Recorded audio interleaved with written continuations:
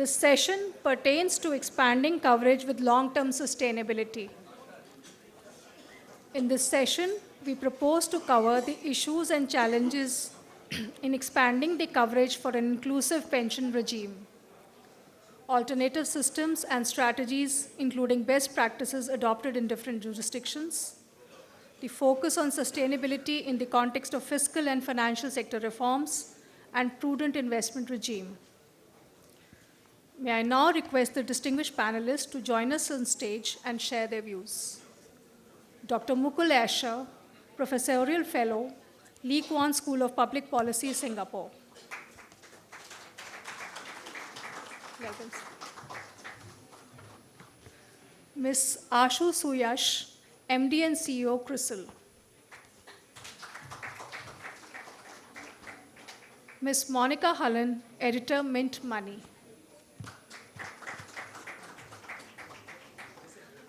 Mr. William Joseph Price, Senior Financial Sector Specialist, World Bank. May I now request Mr. R.V. Verma, Member Finance, to join us on stage. He is the moderator for the session.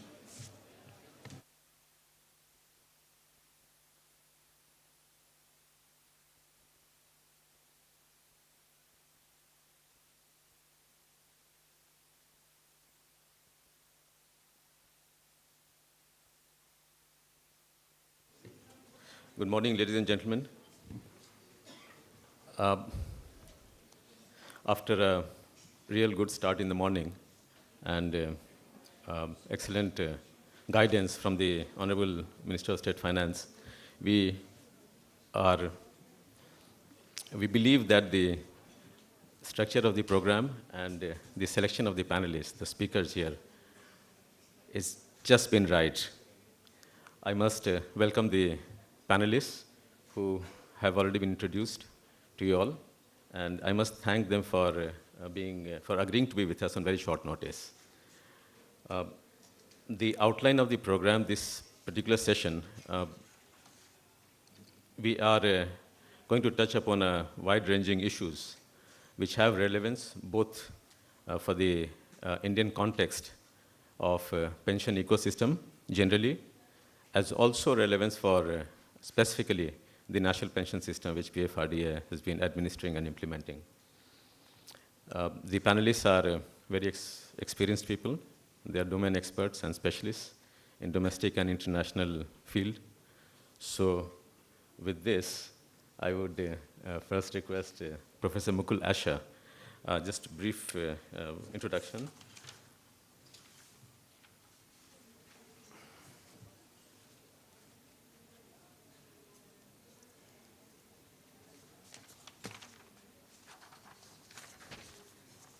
Professor Asher is a professorial fellow at the Lee Kuan Yew School of Public Policy and the National University of Singapore. He is also Director of Public Policy at Global Village Foundation based in Delhi. He has been a consultant to several governments in Asia on tax policy and pension reforms, and also to multilateral institutions including the Asian Development Bank, International Social Security Association, etc., and the World Bank. He has published extensively in national and international journals and has authored and edited more than 12 books. His research focuses on public financial management, social security reforms in Asia, and geo-economics issues, particularly India's external relations with the rest of Asia. We have in him a great thinker, philosopher, and also an architect of the social security measures across different geographical jurisdictions. He has a PowerPoint presentation, and which we have loaded, and I'm sure his presentation will be very insightful and interesting. Professor Asher.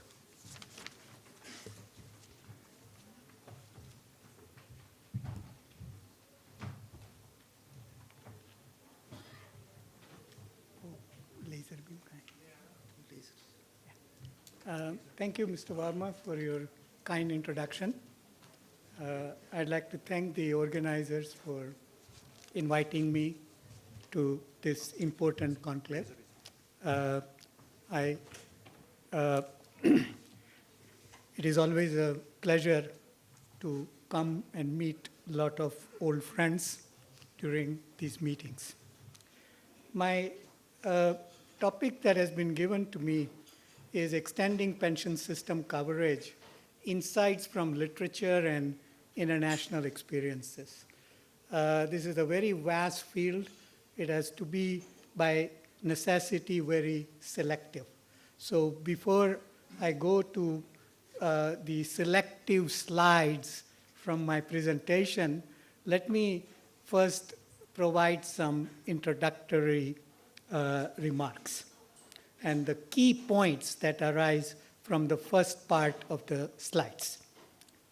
First, the most important macroeconomic variable in economic security for both the young and the old is the broad-based high economic growth, which also has reasonable elasticity with respect to livelihoods. So this is a precondition, pre-requirement for economic security. Policy planning and design in pension should be undertaken in the context of pension system as a whole, not by scheme in an isolated manner, because it is the system as a whole which must provide the necessary resources for financing old age in a sustainable and in a credible manner. We know around the world that making pension promises credible is an incredible challenge that many countries are having at the moment. So it is combined resources from all different sources of income in retirement that is relevant. Each scheme, therefore, and this is very important for India, should not be designed to provide desired retirement income in full. So whether it is the civil service pension or whether it is mandatory NPS, whether it is APY, others, they don't have to provide the full retirement income. There are many buckets from which people should draw in retirement, and the policy planning should be integrated so that that income is being provided. Focus on bundle of services to households whose welfare depends on both market and non-market activities, particularly in India. That's why I don't use the word employment, I use the word livelihoods, because it's the livelihoods that are to be generated. Bundle of services can be provided in a variety of ways, including preventive and curative healthcare, measures to reduce expenditure needs of the elderly. Reducing expenditure needs, including in managing provident and pension funds, is as much important as increasing the income or the retirement provision, because every expenditure reduction improves the purchasing power of a given amount of money that people have available in old age. So there has to be sound social sector management, particularly education, housing, and community services. Do not forego opportunities to use traditional skills, traditional knowledge, and wisdom in improving retirement welfare. We need to look at the cooperative arrangements, what the minister pointed out, between the state, the market, and the not-for-profit social enterprise sector. The idea in 21st century is cooperative rather than conflicting relationship between them. We wasted 20th century arguing ideologically about state versus market. It's time to move on and grow up. Let me go to slide number 6, where designing and managing a pension system inevitably involves risk sharing. So risk is critical. Design and implementation structures and issues involving inter and intra-generational fairness. There are no pension systems that don't involve inter and intra-generational redistribution. So what is fair? But that has to be analyzed as well. These require systematic and relevant data-intensive research and nuanced interpretation for public policy. One of the weaker areas in India and in most countries I work in is the lack of robust databases to do good quality research so that you can give good quality advice. The pension policy and its implementation should thus be approached as requiring various specialized and complementary professional skills. Pension is not the area of generalists alone. It's an area of professionals and skilled people who, if they are not in the system, then their knowledge should be tapped in order to design and implement policies. It is essential that this is recognized by pension policy makers and organizations. Now, this is what the minister was talking about. This is India's population. This is women, this is men in 2010. This is 2030. And you can see the upper half of the pyramid is moving up, becoming broader. And here, the lower half is becoming smaller, upper half more, and therefore there will be feminization of the elderly.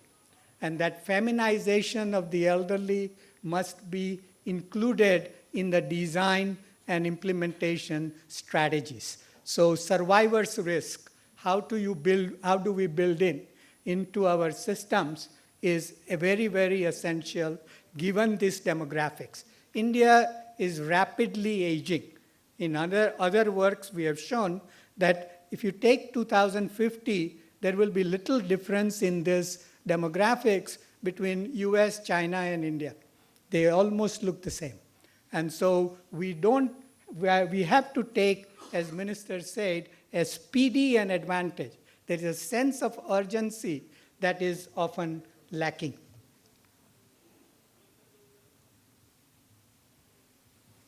Okay. Now, how do we think of increasing the coverage? What's the kind of framework that we can use? This is one possible framework where we look at 3 dimensions. One is the type of risks covered.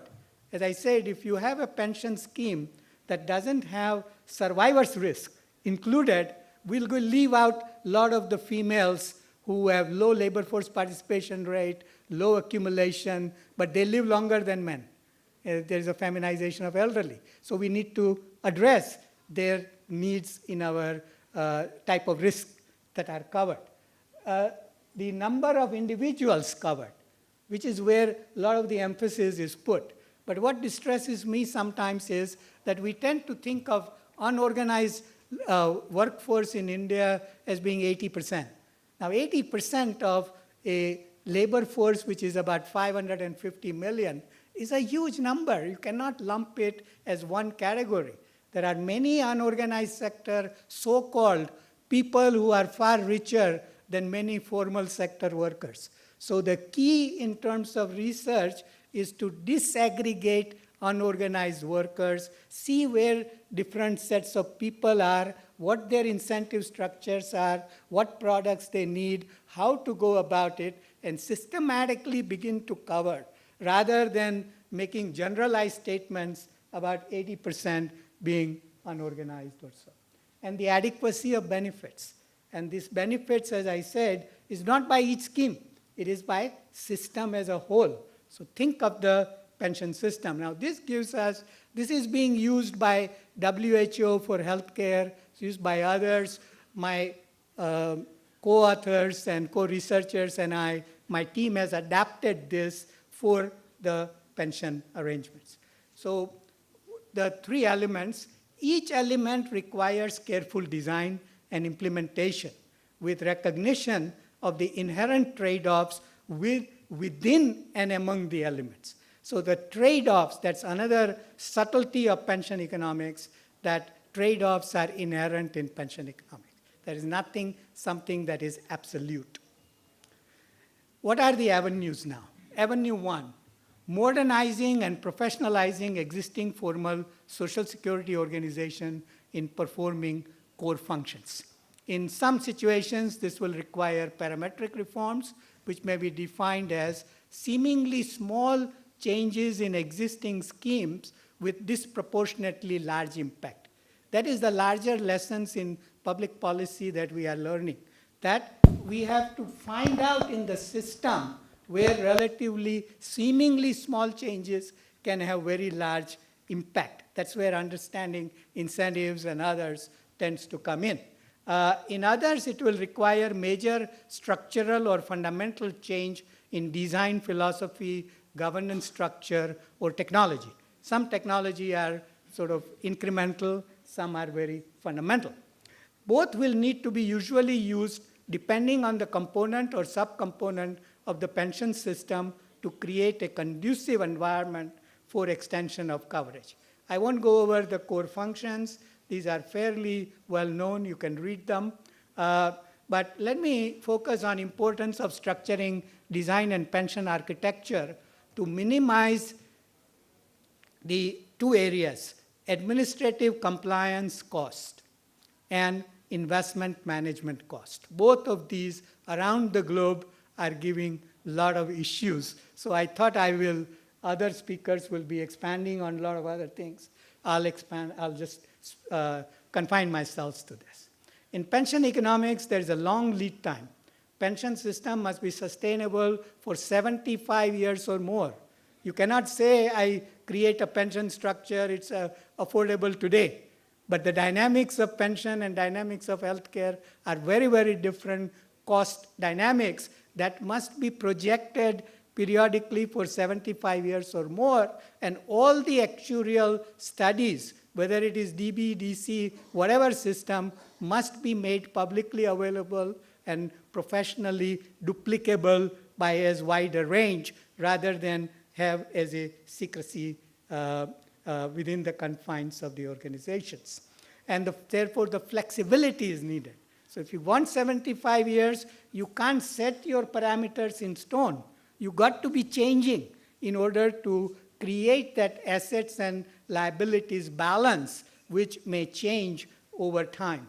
There is also tyranny of small numbers, where a seemingly minor change in pension design parameters, such as life expectancy. You create a pension system with certain life expectancy. As a group, it goes up by 6 months, your finances are ruined. So you got to understand that seemingly small change can make a big difference and the real returns to asset. And let me go over very briefly. This is the main slide. Please understand this as to what does the decline in value of accounts due to fees after a 40-year work career. You can calculate for 20 years, 15 years, and so on. Front load fees, percentage of new contributions that you pay. If you have 1%, percentage decline in account value due to fees is 1%, 10% is 10% decline, 20% is 20% decline in your account value, if that is the front load fee. Then there are annual management fees, which is 0.1% will 2.2, 1%, which is what mutual fund will charge, sometimes 2.5%, that is 19.6% decline. So now any small reduction, this is the tyranny of small numbers, any small reduction can have a huge, huge impact. And notice that around the world, administrative charges as percentage of assets vary widely, from Costa Rica to 2% to Sweden of 0.45% or so. So now that means we have to learn from other countries who are these countries on this side, where we are. We not need to do that empirical research. And this is the sort of gold standard in terms of the thrift savings plan of the federal government employees in the United States, and these are the costs. Gross administrative expenses, 0.042, 4.2 basis points. Net, 2.9 basis points. Other expenses, 0.3 to 2 basis points. And that is where I'm not saying we can go there, but what I'm saying is that you must understand. And that's where the research That's where the research community and the industry also should be focusing. These are the charge ratios. I won't go into that. These are the administrative cost ratios that my team has collected or researched for Southeast Asia. In Malaysia, administrative cost as percentage of contribution is 2%. Philippines, it's 7.42. Singapore, 0.88. Thailand is 4.73. What is in our case, EPFO, PFRDA schemes, others, and how do we reduce that? That's the way to understand, take international experiences. It is not just the administrative costs that matter, but also cost of complying with the regulations, including receiving benefits without undue SL costs and site payments. You know, you can have nice scheme, but if you have to wait for 2 years to and countless trips to the organization, and this is where I'm very happy what Mr. Contractor said, and it is very, very encouraging, the use of technology, the way we are moving about trying to reduce transaction costs, that is taking some of the very modern research into our design. But more research needs to be done. And lowering compliance cost will improve adequacy. That's increasing coverage to me, not just the numbers. As I said, there are 3 dimensions to it. Investment policies and performance. So improvements could enhance adequacy of benefits, give incentives to currently uncovered population to save for retirement. We have been saying about Atal Pension Yojana that it is voluntary. But if we can improve returns and show that returns are better, we can have greater incentive. We can sell that as a marketing tool. Comparable tax and regulatory regime needed. This is recognized. The tax treatment in India is uneven. The current global regime of near zero, in some cases negative return, is a particular challenge that we have. I will just give you some figures again by my research team. In Malaysia, we calculated that for the 11-year period, which was a very nice period for global economy, Malaysian return was only 2.8% in real terms. So your money will double in 26 years. In Philippines, it will double in 22 years. In Singapore, it will double in 51 years. So Singapore, very poor in terms of providing returns. And Thailand, 18 years. But unfortunately, Thailand, GPA, this organization has gone backwards, and they are providing negative returns right now. So what the mutual fund brochures say, past returns are no guarantee of future returns, applies to this particular area as well. And the other thing that has happened is the risk sharing for the old, 75 plus. Those 80 plus categories are the fastest rising share of population in India as well.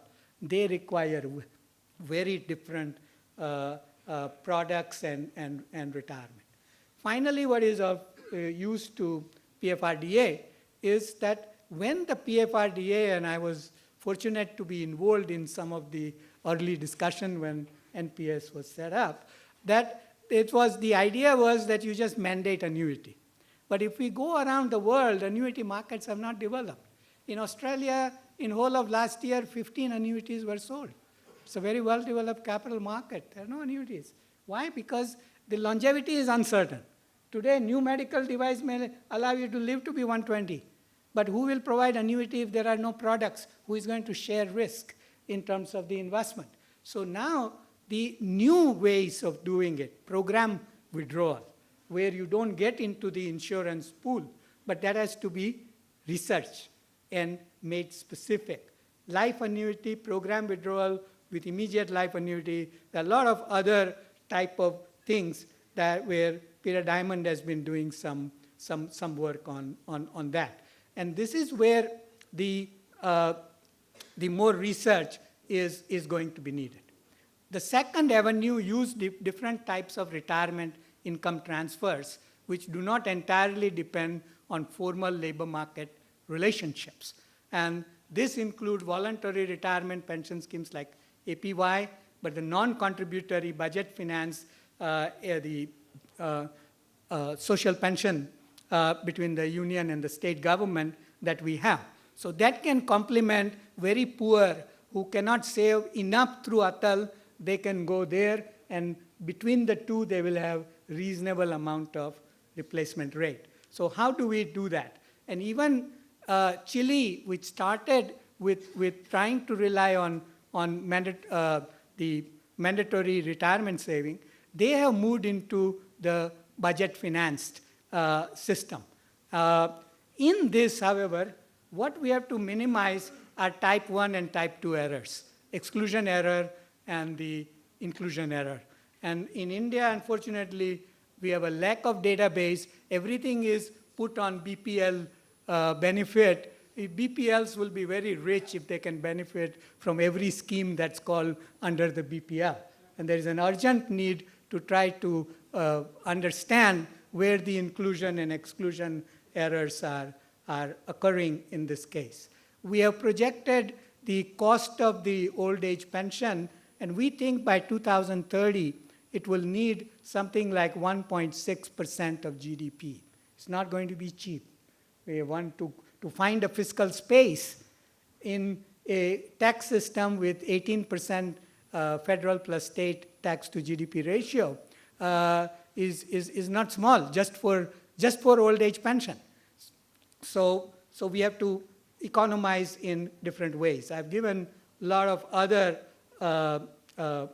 areas as well, or other research studies. Others, with greater financialization of economic activities and much more extensive and sophisticated use of data analytics and technologies in the financial sector, micro pension, rolling annuities, converting physical assets, housing, Minister mentioned gold, and other real estate into income streams in retirement. All of these and the labor market flexibility. Why can't EPFO waive the contributions to those above 70? So the cost of hiring them comes down, and the more jobs can be created, they need less pension because many of them are able to work after 70. Thank you very much.